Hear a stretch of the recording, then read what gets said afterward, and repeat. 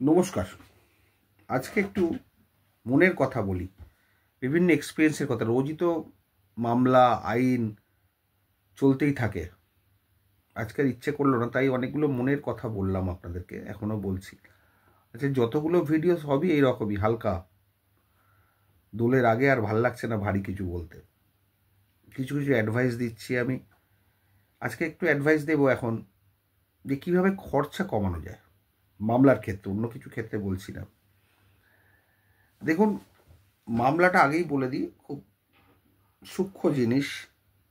আইন আদালত খুব বুঝে শুনে করতে হয়, বুঝে শুনে চলতে হয়। খরচাটা এখানে কিন্তু হবেই। যদি আপনি অভিজ্ঞ লয়ার ধরেন, অভিজ্ঞতার একটা দাম আছে, লয়ারের একটা দাম আছে, প্লাস অভিজ্ঞতার একটা দাম আছে। অভিজ্ঞতা সম্পন্ন লয়ার ধরলে খরচা কিন্তু আছেই। বিনা পারিশ্রমিকে বা কম পারিশ্রমিকে সবসময় সব কিছু অ্যাচিভ করা যায় না। তা আমাদের কাছে অনেকে আসেন, সত্যি তাদের অবস্থা ঠিক নেই, ঠিক নয়। অনেকে আছেন লয়ারের কাছে এলে তার কাছে কোনো পয়সাই থাকে না, তো ডাক্তারের কাছে গেলে সেখানে অ্যাডভান্স ফিস দিয়ে ডাক্তার দেখান, অপারেশন করেন, ট্রিটমেন্ট হয় সব জায়গায়। কিন্তু লয়ারের কাছে এলেই তখন তাদের কাছে আর পয়সা থাকে না। এরকমও ক্লায়েন্ট আছেন। আবার এরকমও ক্লায়েন্ট আছেন সত্যি তারা নিডি, সত্যি তাদের লিগাল হেল্প দরকার, সত্যি করে তারা পারছেন না। আমি তাদের জন্য একটাই কথা বলি, আপনাদের যদি ইনকাম কম থাকে বা মামলা লড়ার মতো আপনাদের আর্থিক অবস্থা নয়, সেক্ষেত্রে আপনি, গভর্নমেন্টের অনেক প্রভিশন আছে, দেখবেন লিগাল এড কোথায় দিচ্ছে। গভর্নমেন্টের বিভিন্ন ডিপার্টমেন্ট আছে যেখানে লিগাল এড দেয়, আপনি সেই সব ডিপার্টমেন্টে যোগাযোগ করুন। লিগাল এড পাওয়ার যে পদ্ধতিগুলো আছে ওনারা বলে দেবেন। অবশ্যই আপনারা তাদের সঙ্গে যোগাযোগ করবেন এবং তাদের মাধ্যমে কেস করাবেন, এবং আপনার অনেক কম খরচায় হয়ে যাবে যদি আপনি চান।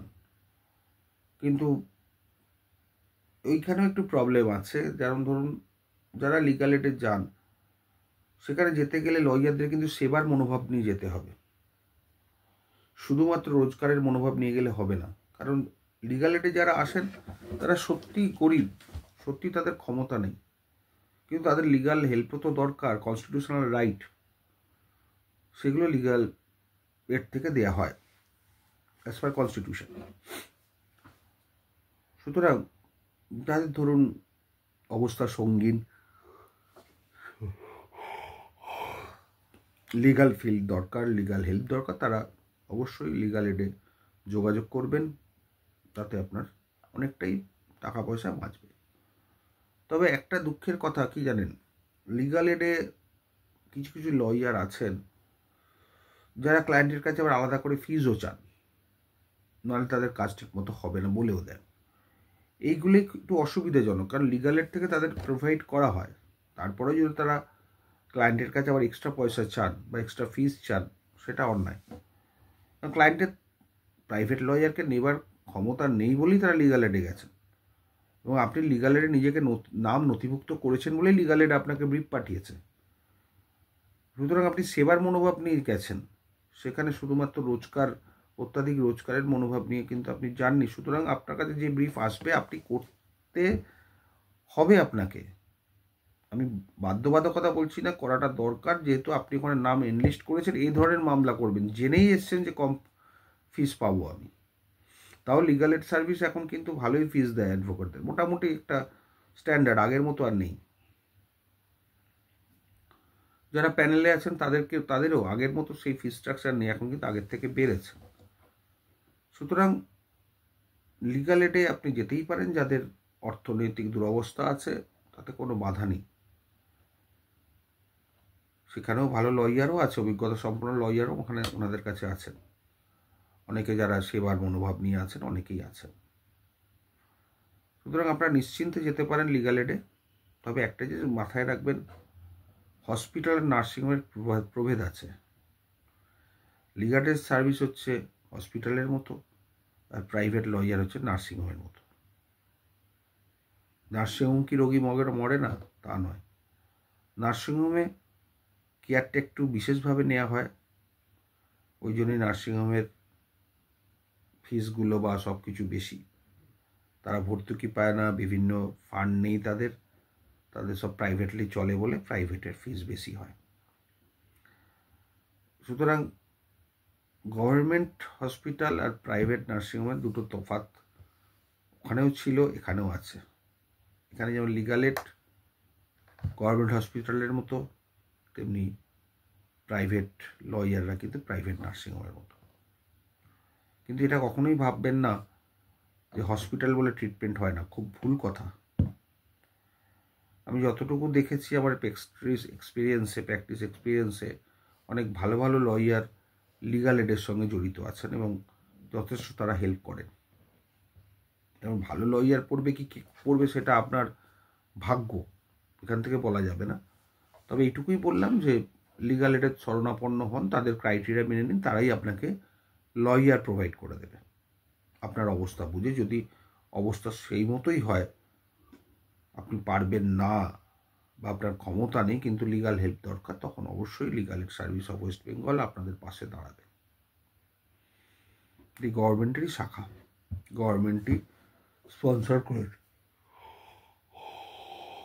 সুতরাং আপনি বিচার পাবেন। এবার প্রাইভেট লয়ারদের বলি। দেখুন, প্রাইভেট লয়াররা কী হয়, নিজেরা একটা লেখাপড়া করছে দীর্ঘ 5 থেকে 7 বছর, প্রচুর পরিশ্রম করে ল পাস করছে, তারপর প্রফেশনে আসছে। প্রফেশনের প্রথম 5-7টা বছর লয়ারদের খুব অসহনীয়, 8-10 বছর প্রায় ইনকাম না হওয়াই মতো। তারপর যারা যখন 8-10 বছর প্র্যাকটিস হলো, মোটামুটি একটা অভিজ্ঞতা সম্পন্ন হলো, তখন তাদের কাছে ব্রিফ আসে, সেই সময় থেকে তাদের ইনকাম শুরু হয়। প্রথম 5-7 বছর কিন্তু ইনকামের মুখ সেরকম কেউ দেখে না। এবার ধরুন লয়ারদের তো পেনশন প্রভিডেন্ট ফান্ড নেই, তারা বিপদে পড়লে তাদেরকেই তাদের দেখতে হবে, কেউ পাশে নেই দাঁড়াবার।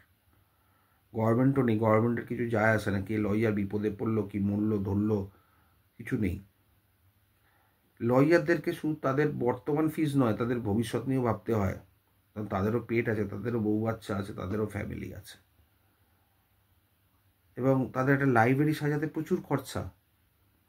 একটা ক্লার্ক রাখা, কম্পিউটারাইজ, স্টেনোগ্রাফার, জুনিয়র্স, খরচা প্রচুর। সুতরাং যে লয়ার যেরকম তাকে তো ফিস নিতেই হবে, উপায় নেই।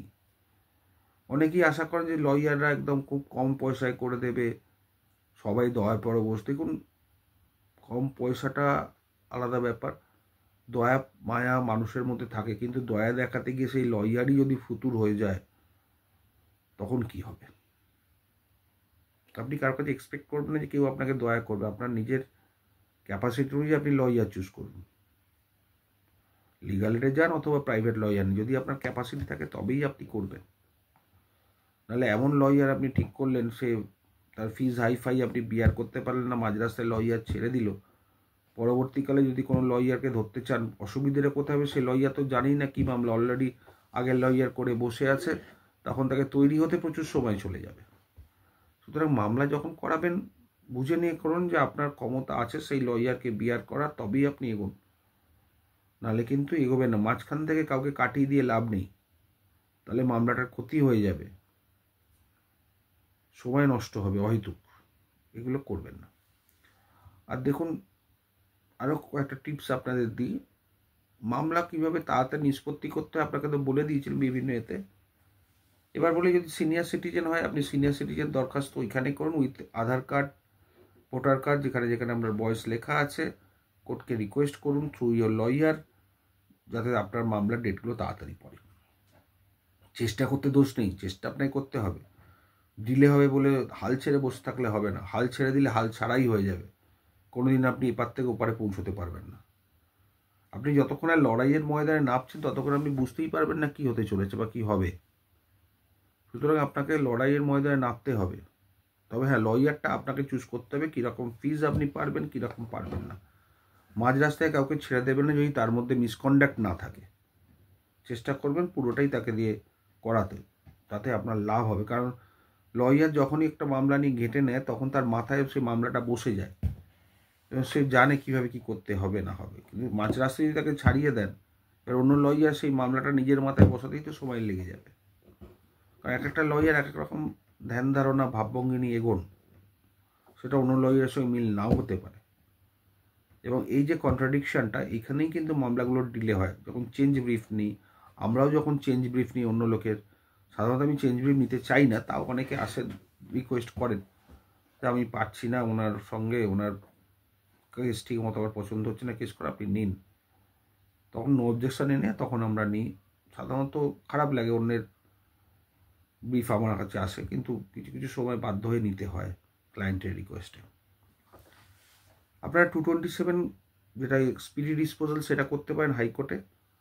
ক্ষেত্রে অনেক লয়ার আছে, কন্ট্রাক্টে পয়সা নেন, সেগুলো কথা বলে নেবেন। কারণ আপনার স্পিডি ট্রায়ালে মাত্র একটা হিয়ারিংও শেষ হয়ে যায়, না হলে খুব জোর দুটো, তার বেশি লাগার কথা নয়।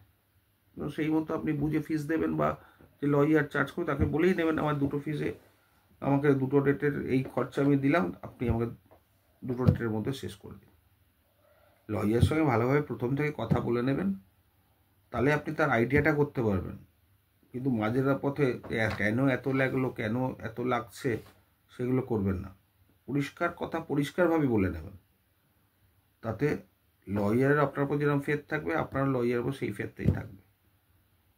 লয়াররা কাছে মামলা মোকদ্দমা হচ্ছে তার প্রফেশন, কেউ নিশ্চয়ই প্রফেশন নষ্ট করে কোনো কাজ করবেন না। তবুও লয়ারের সঙ্গে ভালো রিলেশন মেনে চলুন, লয়ারও আপনাদের সঙ্গে রিলেশন নিশ্চয়ই ভালো করবেন। খারাপ লোক সব জায়গাতেই আছে, সব ফিল্ডেই আছে, সে নিয়ে আমি বলছি নেগেটিভ কথা না বলে পজিটিভ কথাই বলছি। সুতরাং লয়ারকে ঠিকমতো স্যাটিসফাই করুন, তিনিও আপনার জন্যে তার মাথা অনুযায়ী কাজ করবেন। অনেকে আছেন লয়ারদের ফিজের বেলা দিতে চান না, অথচ তাদের সামর্থ্য আছে। তারা ভাবে লয়ার কিছু বোঝে না, তারা করে যাবে কাজ। শুনুন, একটা জিনিস মাথায় রাখবেন, ব্রেনটা কিন্তু লয়ারের। ব্রেনটা কতটা খাটাতে হবে বা খাটাবেন, সেটা কিন্তু লয়ার নিজেই ঠিক করে দেবে, কোনো ক্লায়েন্ট ঠিক করবে না। অনেকে আছে লয়ারদের ডিকটেট করেন, এইভাবে করুন, ওইভাবে করুন, ওই লয়ার এত কম ফসল নেন, আপনি এত বেশি নিচ্ছেন কেন। এইগুলো কিন্তু করবেন না কখনো। আপনি জেনে শুনেই তার কাছে গেছেন। কখনো একটা লয়ারের সঙ্গে অন্য লয়ারের কম্প্যারিজনে যাবেন না, কাউকে ছোট করবেন না, তাতে আপনার মামলার ক্ষতি হয়ে যাবে। কিন্তু এগুলো কিন্তু মাথায় রাখবেন। সুতরাং চেষ্টা করবেন লোয়ার কোর্টে তাড়াতাড়ি পারি মামলাটা শেষ করানোর জন্য। হাইকোর্টে গেলে খরচা আছে লোয়ার কোর্টের থেকে অনেক বেশি, দ্বিগুণ, তিনগুণ, চতুর্গুণ। উপায় নেই। তার আর একটা হাইকোর্টে যারা অ্যাকচুয়ালি প্র্যাকটিস করে শুধুমাত্র তাদের পক্ষে অসুবিধাটা করে, ধরুন আজকে মামলা লিস্টে আছে 50 নম্বর আইটেমে, মামলাটা তো 4 দিন হলোই না, 4 দিন পরে 5 দিনের মাথায় হলো।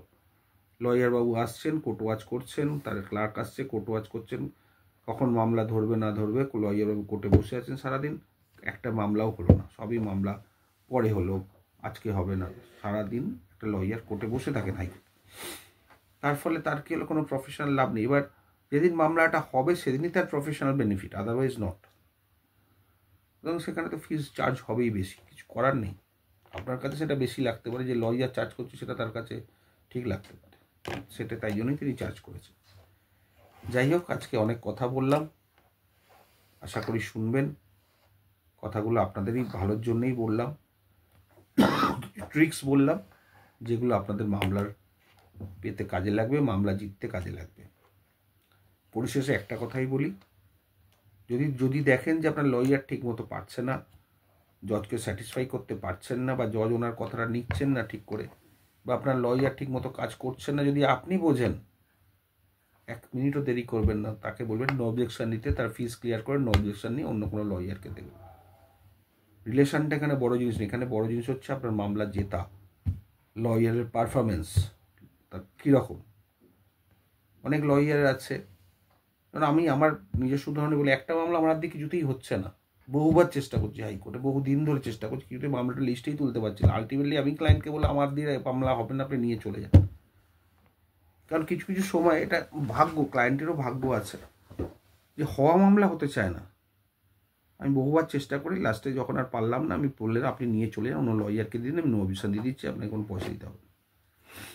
কারণ পারিনি, এটাও লয়ারদের মধ্যে থাকা উচিত, যেটা পারবো না ছেড়ে দেবো, হাতে আটকে রেখে লাভ নেই, ক্লায়েন্টের ক্ষতি করে লাভ নেই।